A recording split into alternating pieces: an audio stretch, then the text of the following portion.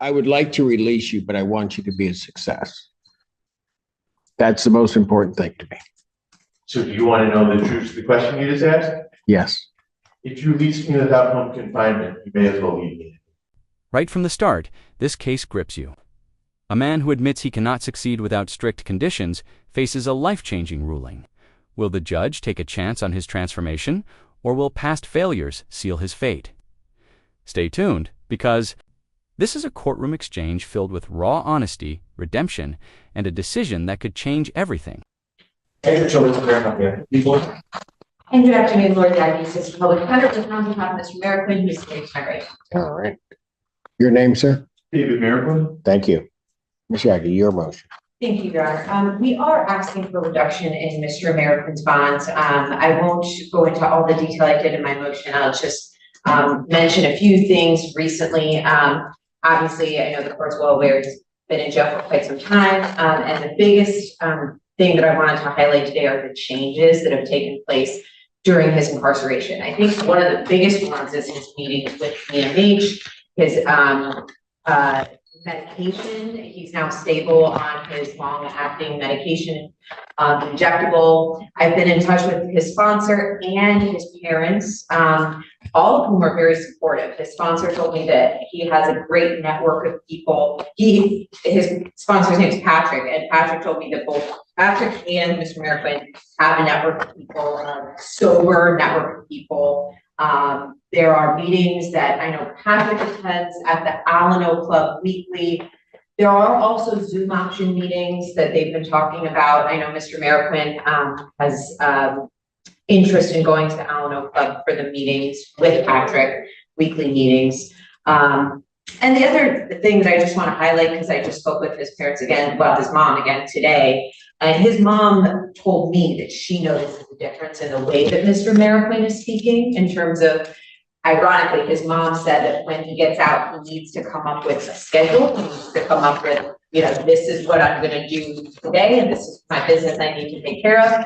And she's already been talking to him about that. And she told me that Mr. Merriquin is actually nervous about messing up, and he actually really wants to do what he's supposed to do. And she told me that that's a difference, because if he really is motivated and nervous and wanting to prove that he can do it and he will comply, she thinks that's a good sign. And so she, that's something she shared with me today. And she basically has been talking with him about that, that plan moving forward. He has a social worker at his apartment who I verified actually would come to him. So if he's released, I said, where would you absolutely need to go if you're released? And it's his apartment. His social worker could come visit, or social worker, caseworker, whatever. Yes. Yeah, would come to his apartment to sort out his housing issue, try to, you know, get that payment, get that sorted out.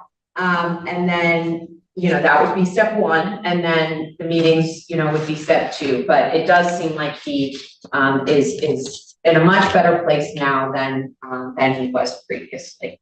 All right. And his housing is in place? His apartment is in place. His mom was there this week. And yes. All right. Response. All right. Mr.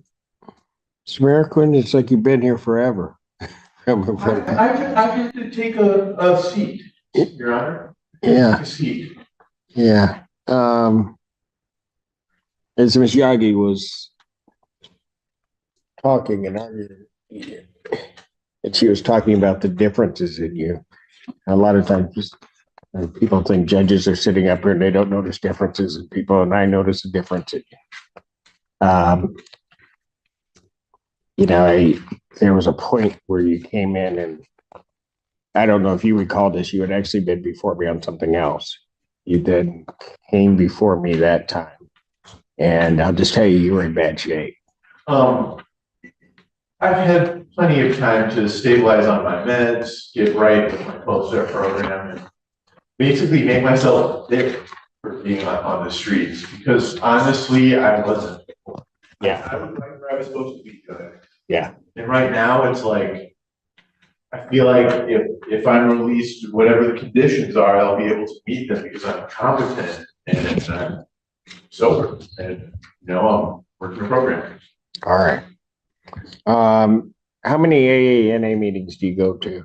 I prefer to go every day, but if I'm on home confinement, I could see shaving that number down just a little bit because it's kind of hard to get a hold of Mr. Casey every day, Right. I just kind of leave to go to my meeting or wherever I want to go whenever I can get a hold of him. So it's like, 2-3 times a week would probably be just as good as 7. Well, maybe. Let me ask you this. Do you think you need home confinement? Honestly, like, No, David, be honest with me. I mean, here's what I want. I would like to release you, but I want you to be a success. That's the most important thing to me. So do you want to know the truth of the question you just asked? Yes. If you release me without home confinement, you may as well leave me. Gotcha. You know what? No, I know. And That moment is powerful. Instead of lying or downplaying his struggles, David openly admits he needs restrictions to stay on track. This kind of honesty is rare in courtrooms, and judges notice it. Do you think admitting weakness shows strength? Heror, should the judge be cautious about trusting him again? I do plan on, if there were home confinement granted, to comply with it. To not tell Mr. Casey I'm going somewhere and then go somewhere else like I did before. yeah. Okay. You know I what? discovered that was not the way to go. You know what, David? You just gave me the answer to whether or not I should release you. Because I'm going to tell you, if I had asked you that question before, you would have lied to me.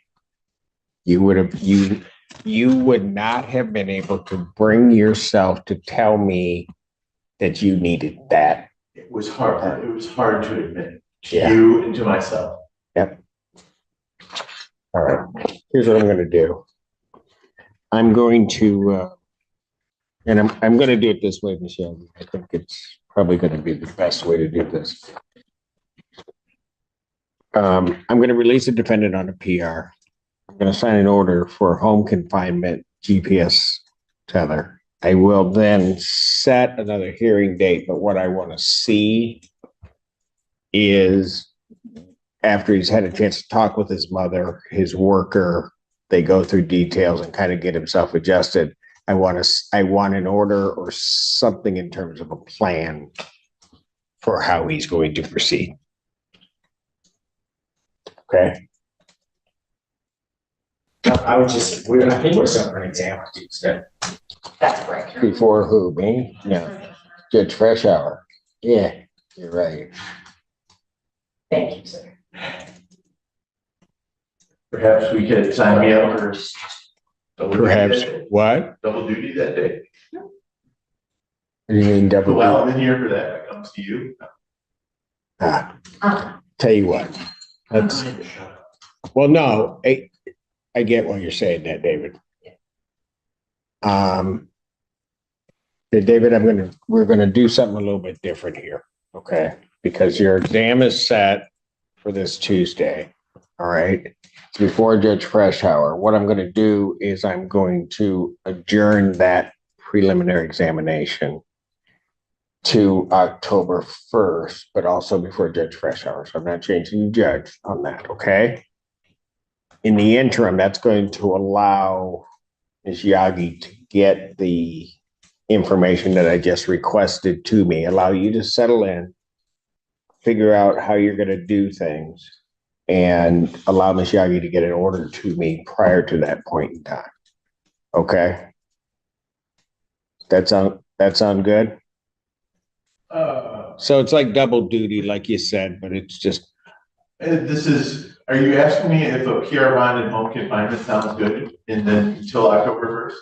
Well, right. You'll be on that till October 1st, but Ms. Yagi is going to get an order to me that's going to sort of structure what you're doing in the interim. Okay. Yeah, as long as I can get hold of Mr. Casey to go to my meetings, I'll go to all of them. Okay. And if I can't get a hold of anyone, here's the catch.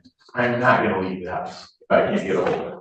Okay, so what I'm gonna do is I'm gonna set your bond at a $25,000 personal recognizance bond, GPS, home confinement prior to release. Okay? So as soon as they can get that on you, so it may not be till tomorrow, but as soon as they can get that on you, they'll release you. Ms. Yagi, I would expect an order within a week or 10 days. Okay. And that way, see it. And in the interim, I'm sure counsel, they'll be trying to work something out to try to resolve the case itself. So this may all work out for you. Okay, David? That'd be great. And I apologize, Chairman, just for my clarification. So prior to the order, would Mr. Merquin have permission to leave for a meeting, or does that not happen until I get the? Nothing's gonna happen until he can't leave for his meetings. You'll have to do them by Zoom or else until such time as there's an order in place which structures exactly what he's doing. Okay. So we'll Okay. be in touch very soon. Okay. Thank you. And I'll let Judge Freshour know I took one off of her. I don't think she'll be upset, but we'll see. Okay, so we'll adjourn it to October 1st, 9 a.m. That'd be. In the end, the judge grants David release with strict home confinement and a GPS tether balancing second chances with accountability. It is a classic courtroom compromise. Freedom, but under watchful eyes. What do you think? Was this the right call? If you found this case as gripping as we did, hit that like button, share your thoughts in the comments, and do not forget to subscribe for more jaw-dropping courtroom breakdowns.